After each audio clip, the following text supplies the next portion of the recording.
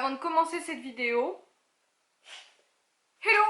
Avant de commencer cette vidéo, je tiens à te faire part de ma mésaventure du jour. J'ai dans ma collection de tapis de sel ce joli tapis Pénélope qui m'a été offert et que j'adore. C'est selon moi l'un de mes plus jolis tapis, non seulement parce qu'il va merveilleusement bien à poney, qu'il a une couleur hyper sobre, hyper classique, qu'il est fashion et que ça aurait pu théoriquement devenir notre tapis de concours. Sauf qu'aujourd'hui,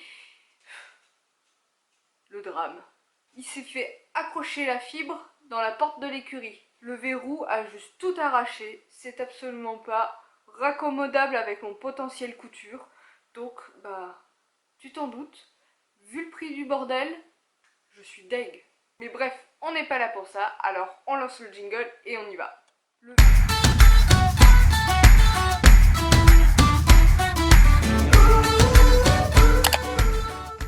Si on se retrouve aujourd'hui armé d'un sucre d'orge et en pyjama, c'est parce que j'ai une annonce à faire. J'en ai lancé quelques prémices dans ma précédente vidéo, c'est la vidéo wishlist de Noël. J'ai pas compris cette vidéo, elle a fait un flop intersidéral, pourtant les wishlists vous aimez bien, mais vous en voyez probablement partout et Équation Cavalière n'étant pas la chaîne bien à la mode en ce moment, c'est passé à l'as. Mais quoi qu'il en soit, pour les plus curieux d'entre vous, vous avez perçu mes petits détails à propos de ce projet qui vient pour 2021. C'était pas du tout prévu, c'est écrit dans le titre, il n'y a pas de secret. Je change poney d'écurie. Que je vous explique pourquoi. On m'aurait dit il y a un mois que j'allais changer d'écurie, j'aurais dit mais non. Mais en fait, cette histoire est un petit peu une histoire triste. Il faut savoir que l'écurie dans laquelle nous sommes avec poney est une écurie qui a tout pour elle. C'est-à-dire qu'il y a un manège, il y a une grande carrière avec des obstacles, il y a une piste de galop, il y a des prés à n'en plus finir. Oui, mais... Non, le chat, pas dans le sapin. File de là. Voilà. Et actuellement, poney est au pré avec un copain. À deux, ils ont environ 8000 m², chose qui est tout à fait correcte. Et juste à côté de moi, j'ai le chat et le chien qui sont en train de se fighter. Voilà. Non, mais Kira, laisse-moi. Laisse Kira tranquille, toi. C'est le chat qui emmerde le chien. D'habitude, c'est le contraire, non?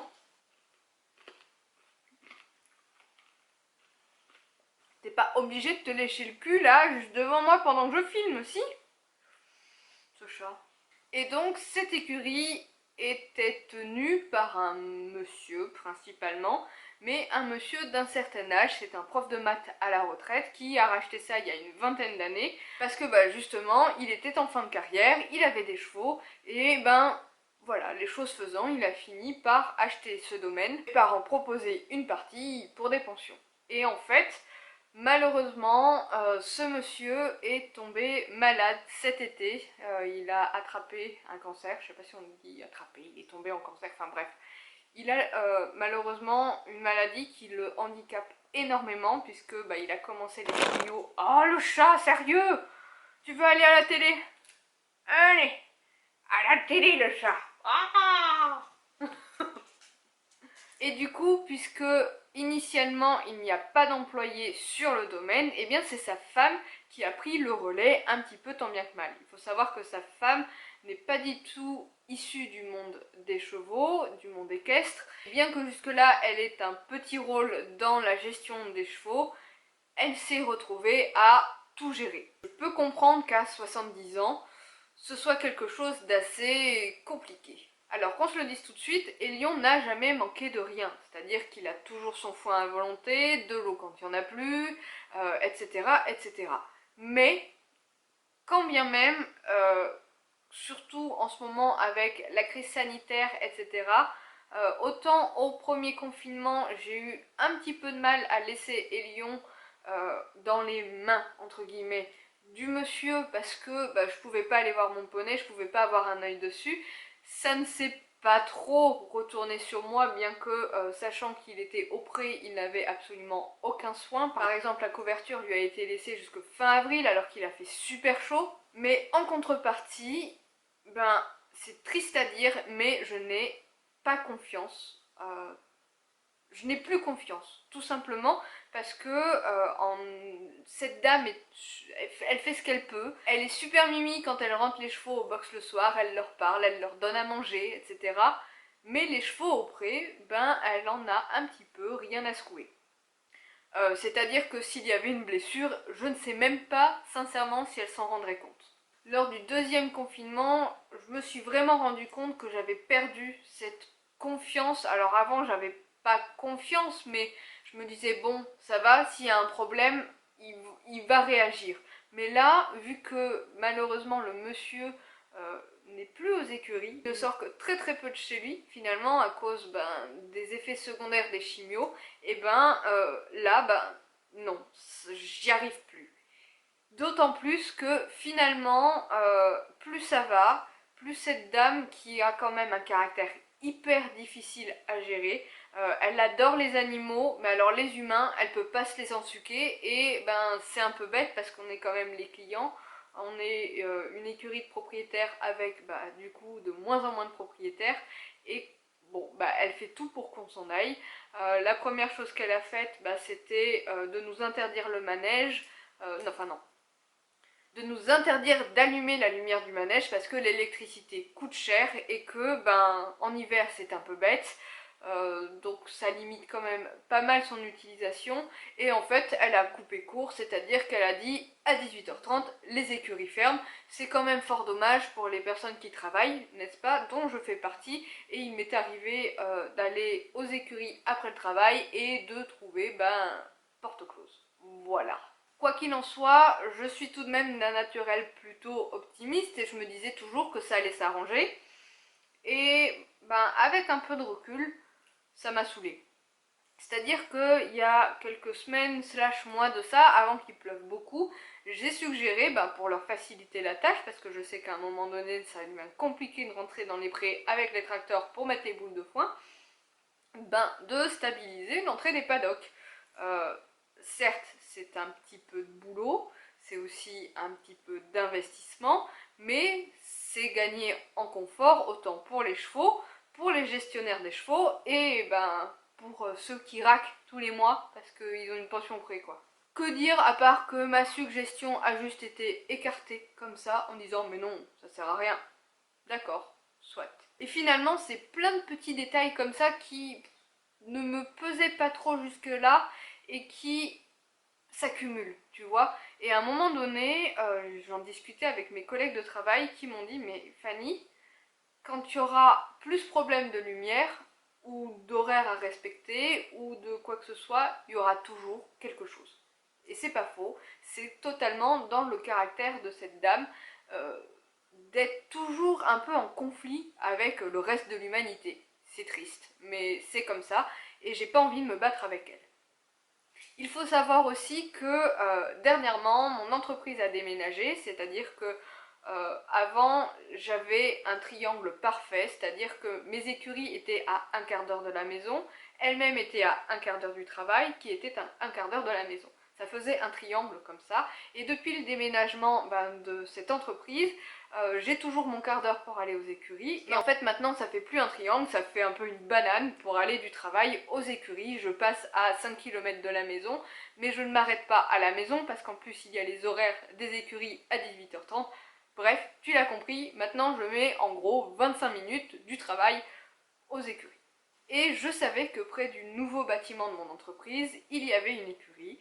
J'en avais déjà entendu parler, je m'étais déjà renseignée sur la toile, en tout cas à son propos. Et sur un coup de tête, un soir, j'ai mis une petite annonce sur Facebook avec mes critères plus ou moins précis de recherche de pension, au cas où ça parte en cacahuète là où je suis actuellement. Et la pension à côté du travail m'a été grandement recommandée par des personnes qui y sont encore, par des personnes qui n'y sont plus, par des personnes qui y sont passées parce qu'ils organisent des concours internes, etc. Enfin des concours, comment ça s'appelle, des warm-up, voilà.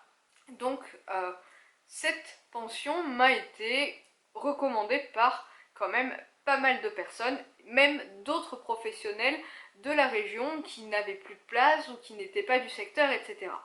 Ni une ni deux, le lendemain matin, j'appelle, je demande à visiter et en sortant du travail, hop, me voilà arrivé dans ces écuries qui sont à exactement 4 minutes du boulot. Certes, un petit peu plus loin que chez moi, puisque je mets en gros un gros quart d'heure pour aller au travail et que c'est un petit peu plus loin que le travail, donc en gros une vingtaine de minutes. Mais comme il faut passer par la ville, je me dis qu'il y aura toujours un gain de temps quelque part, puisque généralement le week-end je fais mes courses, etc. Et j'aurai pas ce gros détour pour aller à la ville. Je ferai d'une pierre deux coups.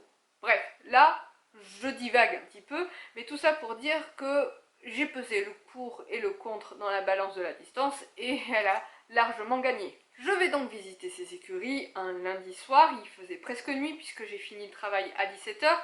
J'étais donc vers 17 h 15 aux écuries et la dame qui m'a accueillie, la propriétaire donc des écuries, m'a fait visiter. Alors déjà, le premier contact avec cette personne était, je ne sais pas comment expliquer ça, reposant, apaisant. Vraiment, elle a su mettre en confiance. Ce n'est absolument pas quelqu'un initialement qui est cavalier. C'est une maman de cavalière qui a décidé de monter sa structure équestre parce qu'à la base elle était agricultrice. Elle trouvait qu'il y avait un truc qui clochait dans les écuries, dans les centres équestres, de voir ses chevaux toujours enfermés, toujours stressés, toujours à... Voilà, donc elle s'est formée sur les chevaux, l'éthologie, à Saumur, etc. dans le but de monter sa structure, son écurie de propriétaire. Et quand tu l'écoutes parler, tu ressens cette envie de comprendre le cheval et d'aller toujours plus loin dans quelque chose de mieux. Bref, revenons à la structure. Je ne ferai pas d'écurie tour à proprement parler. On sait tous maintenant qu'il y a des tordus dans cette belle France dans laquelle nous vivons. Et si je peux éviter qu'un truc bizarre arrive à mon poney ou à celui des autres, c'est plutôt pas mal. Mais bon, je pense qu'à l'avenir, il y aura des images ou des vidéos dans lesquelles il y a chat qui est en train de faire... Descends, chaton, descends. Donc pour revenir à la structure, il y a un rond de longe de 20 mètres, avec plutôt un bon sol, une carrière qui fait 30 par 70 je crois, avec encore une fois un super sol.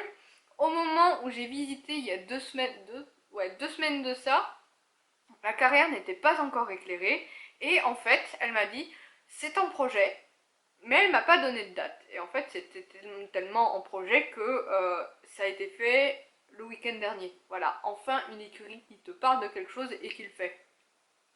Il y a des paddocks, il y a des prés.